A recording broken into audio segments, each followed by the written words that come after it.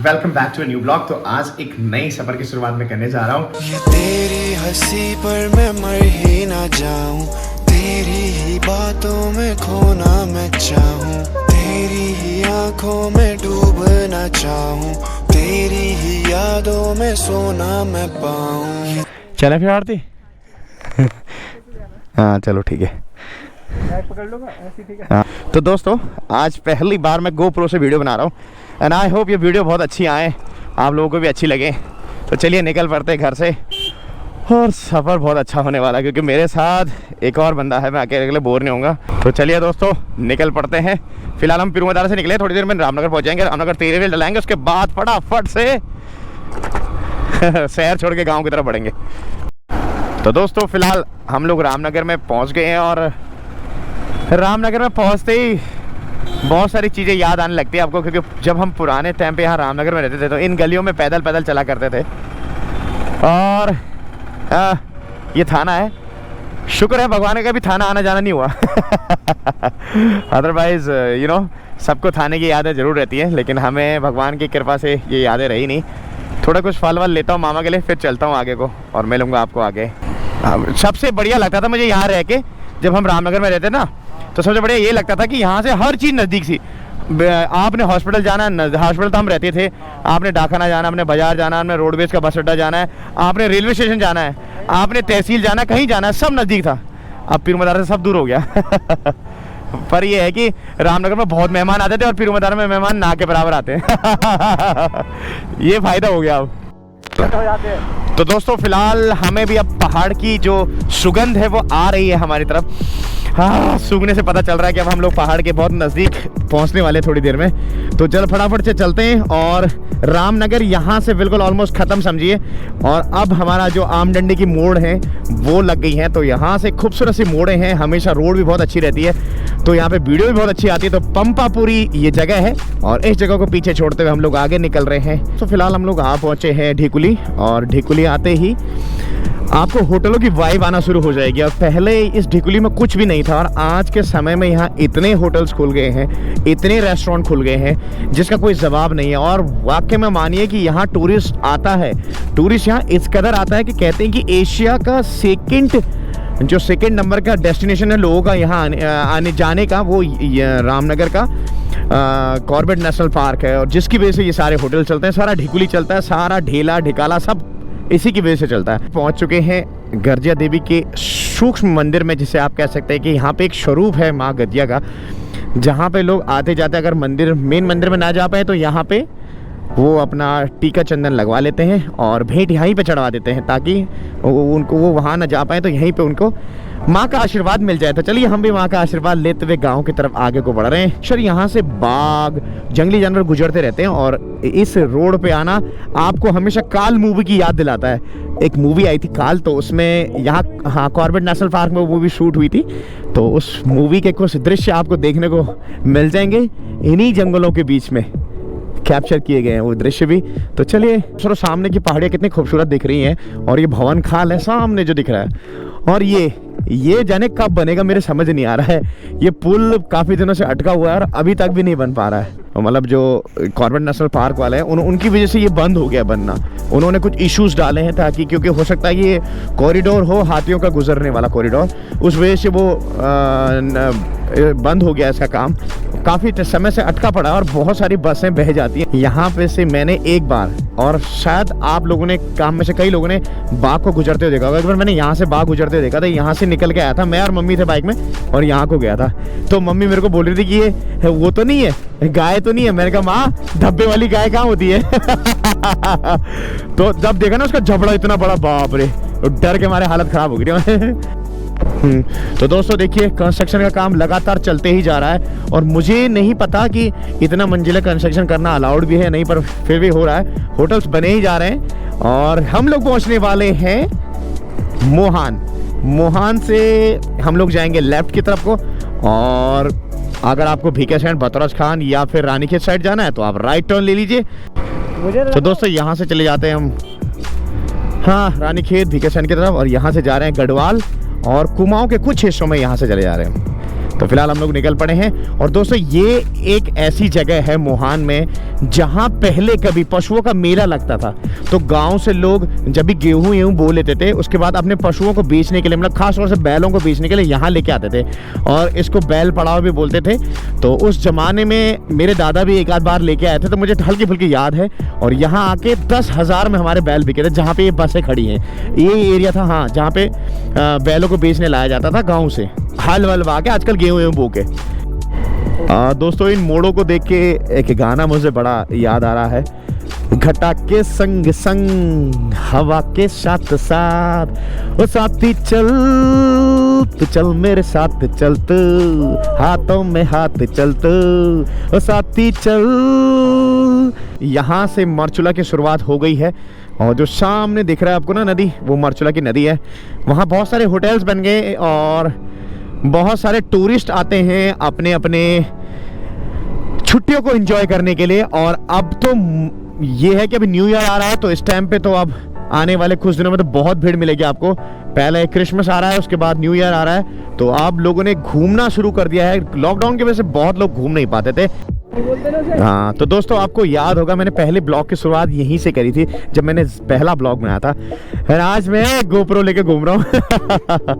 तो चलिए आज काफ़ी इंजॉय लग रहा है, बड़ा मतलब एक्साइटमेंट है अंदर से कि गोप्रो से वीडियो बना रहा हूँ। चलिए मिलते हैं आपको आगे। हम लोग ऑलमोस्ट पहुँच चुके हैं मरचुला, छोले खाते हैं फिर चलते हैं घर को। तो दोस्तों हम लोग आ गए हैं मरचुला और मेरा फ्रेंड्स का कैसा लग रहा है आज नया लुक? ये 2 बार हुआ है। नहीं है 2 बार हुआ, 2 बार में बनाई आज। एक बार घर में खुद में खराब करके बनाया तो, और आज फिर उसके बाद नाइट के बाद जाके बनाया। चलिए सही करा फिर उसे अब लिंक डाल दूंगा। चश्मे देखना, सफेद चश्मा कौन पहनता है यार? हम पहनते हैं ना, ये जरा अलग ही टाइप का लड़का है भाई। चलो ये छोले खाने आ जाओ। छोले खा रहा है, मैं तो एंजॉय कर ही रहा हूँ। तो अब हमारी तैयारी पूरी है, ग्लव्स पहन रहा है लड़का, ये अलग ही टाइप का हीरो बन के जा रहा है आज तो। और ये रहे गर्मा गर्म छोले खाने, हमको अंडे छोले सब कुछ तैयार है भाई। हम लोग आ गए हैं मरचुला के पुल में। अंकल आप क्या कर रहे हो रोड में यार? ये वाली नदियाँ बहुत खूबसूरत लगती नहीं लगती? हाँ खास तौर से बरसात में लगती है मस्त यार। जब फुल आते ना, वो देख लोग बैठे थे होटल से आके वहाँ नीचे। ऐसी ज़िंदगी कहाँ मिलती है शहरों में, और यहाँ हमें फ्री में मिल रही है। इसके लिए लोग कई पैसे खर्च करते हैं वहाँ से यहाँ आने में और इस तरह से खूबसूरत से ट्रिप करने में। और हमें देखिए निकले 300 रुपये का तेल डलाया और गाड़ी सीधे गाँव। चलिए अभी डोटियाल 38 किलोमीटर है, तो हमें फिलहाल पहली डेस्टिनेशन जो आज की है वो डोटियाल है। उसके बाद है जूनियागढ़ी जो कि 52 गढ़ में से एक गढ़ है। वो गढ़ आज हम लोगों ने आपको दिखाना है। उसके बाद सीधे मामा के गाँव और फिर कल सुबह वापसी। तो फिलहाल निकल पड़े हैं मरचुला से और ये खूबसूरत सा पेड़ फूलों का ज़बरदस्त लग रहा है भाई। लोगों के घर भी है, रो मज़ा आ गया। तो क्या है ना कि पहाड़ का नशा, जो पहाड़ के लोग हैं जिन्होंने पहाड़ में जीवन बिताया है, वो लोग हमेशा अगर वो शहर में रहते हैं तो पहाड़ को ज़रूर मिस करते हैं। और मिस क्या करते हैं वो लोग जहाँ जहाँ वो गए हैं, क्योंकि पहाड़ में क्या है ना, एक शांति है, सुकून है, आपके दिमाग को एक ठंडक मिलती है, आपको एक नया फील होता है। तो अभी तो लोग आज के टाइम में क्या करते हैं, घूमने कहाँ जाते हैं? बहुत कम लोग अब आप देखोगे कि गोवा की साइड जा रहे हैं, या बहुत से कम लोग देखोगे अब दिल्ली घूमने जा रहे हैं। लोग घूमने कहाँ जाते हैं? शिमला, मनाली, कुल्लू, बद्रीनाथ, केदारनाथ, है ना, औली, चौपटा। तो इस तरह से सारी जगह घूमने जाते हैं क्योंकि इन जगहों पे क्या है ना, सुकून है, चैं पैं बहुत ना के बराबर है। तो ये सब देखने का और ये सब सुनने का, महसूस करने के लिए हर कोई जाता है। तो हम लोग पहाड़ के हैं, तो पहाड़ हमारे दिल में, रग रग में, खून के एक बूंद बूंद में बसा है। तो ये सब आई होप आपके खून में बसा होगा जैसे मेरे बसा हुआ है। तो दोस्तों यहाँ से ना एक रोड गढ़वाल को चली जाएगी और इधर इस रास्ते पे हम लोग रामनगर जा सकते हैं। यहाँ से 73 किलोमीटर रामनगर पड़ता है, लेकिन हम फिलहाल जा रहे हैं सीधे यार आज पहली बार मैं गोप्रो से वीडियो बना रहा हूँ और मुझे ना पता नहीं इस बात का अलग ही एक्साइटमेंट है अंदर से। और जो इतने खूबसूरत दृश्य आप लोगों को दिखा पा रहा हूँ इस गोप्रो के माध्यम से, और मैं चाहता हूँ कि मैं भी गोप्रो लूँ इन फ्यूचर। तो उसके लिए मैं आज टेस्टिंग के लिए आया हूँ यहाँ पे, और बीरू के साथ आया हूँ तो बहुत मज़ा आ रहा है। और हम दोनों काफ़ी बातें करते हुए आ रहे हैं, बहुत जल्दी भी हम लोग आ गए हैं। हम लोग टाइमली यहाँ आए और उसके बाद हम लोग आपको आगे ले जाने वाले हैं। वो सामने मंदिर दिख रहा है, वहाँ हम आप लोगों को ले जाने वाले हैं। उसके बाद ले चलेंगे अपने गाँव की तरफ को। टिल देन आप हमारे ब्लॉग के साथ बने रहिए, आपको ये ब्लॉग बहुत अच्छा लगने वाला है।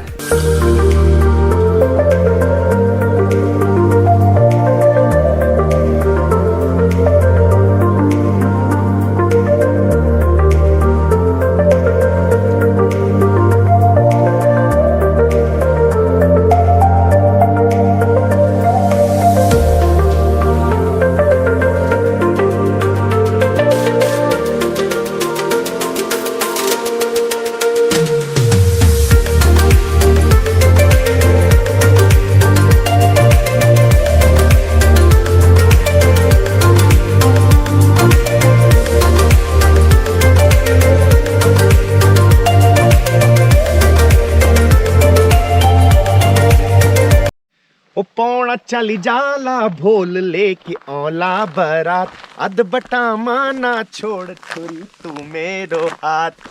ओ तेरा ठुमका देखी तेरा घुंघरू सोनी, कभी ओ कभी ओ कभी ई पाल लस, कभी उई पाल लस, लस का ढसका माँ चली।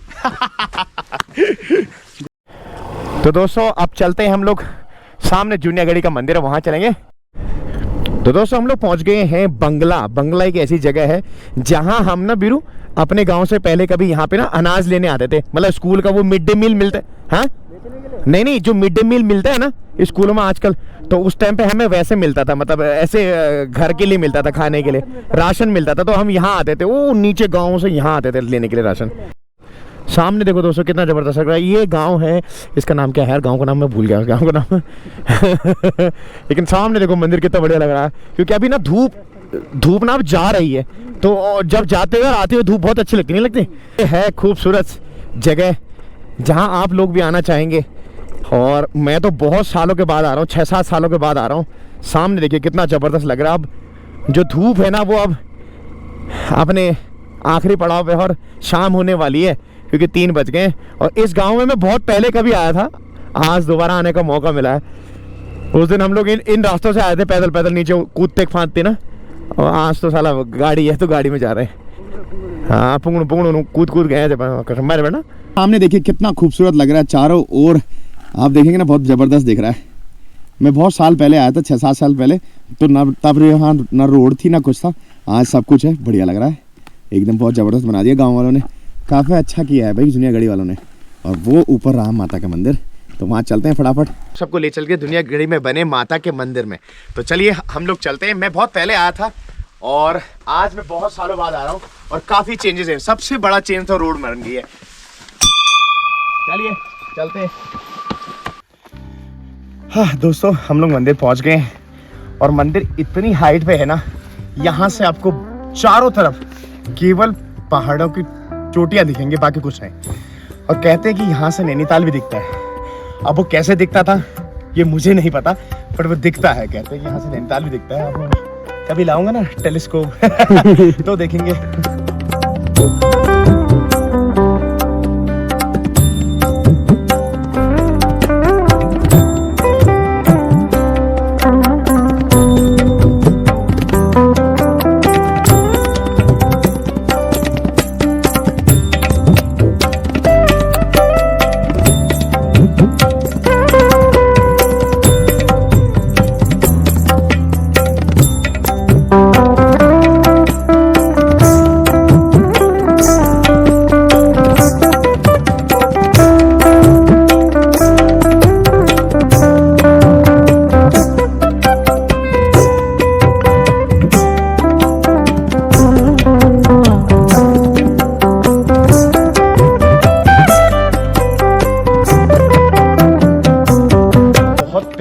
आज से 6-7 साल पहले जब मेरी शादी भी नहीं हुई थी, उस टाइम पे मैं और मेरा एक दोस्त आए थे, तब यहाँ पे कुछ भी नहीं बना था इस तरह का। और आज इतना बढ़िया गांव वालों ने या फिर जिसने भी यहाँ पे दान दिया उन सबका मैं धन्यवाद कहना चाहूँगा।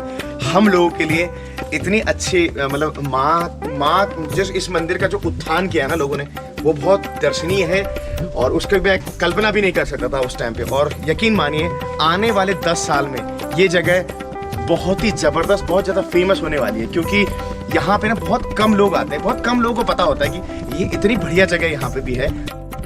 तो दोस्तों जब भी आप मंदिर परिसर में आए, आपको यहाँ पे रुकना हो या आपको यहाँ पे कोई ना मिले, तो आप इन 2 नंबरों पे कॉल कर सकते हैं और आपको ये लोग अवेलेबल मिल जाएंगे, क्योंकि नीचे गांव है, वहीं पे रहते हैं श्री जगत सिंह जी और श्री केसर सिंह जी। तो दोस्तों कभी आप अपने परिवार के साथ यहाँ आए तो यहाँ रूम भी हैं, आराम से रह सकते हैं, रूम भी अवेलेबल है और गर्मी यहाँ कभी होती नहीं है, तो इसलिए रूम भी अवेलेबल है।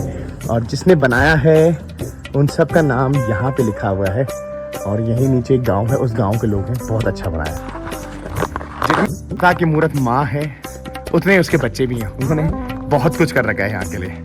चलिए आगे बढ़ते हैं और वो उसकी डिमांड है वीरू की उसकी रील बनानी है। लोग वापस जा रहे हैं नीचे को रोड में और यहाँ आके हमको बहुत काफ़ी इन्फॉर्मेशन मिली हमको यहाँ आके और बहुत चीज़ें जानने का भी मौका मिला और ये भी मौका मिला कि गोरखाओं ने हम पे राज किया था और पहले उन्होंने हम पे राज किया, आज के टाइम पे हम उस राज का बदला सूद समेत ले रहे हैं। क्यों वीरू?